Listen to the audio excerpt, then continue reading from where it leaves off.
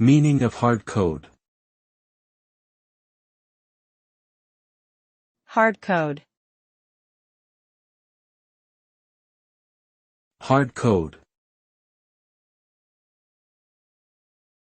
Hard code. Hard code.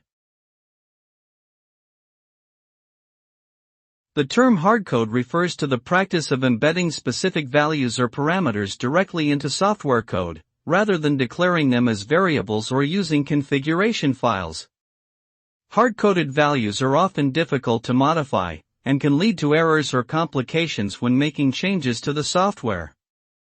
The use of hardcoding is generally discouraged in programming, as it is inflexible and makes it harder to maintain and adapt software over time. In short, hardcoding can make software less adaptable, more error-prone, and harder to update or modify.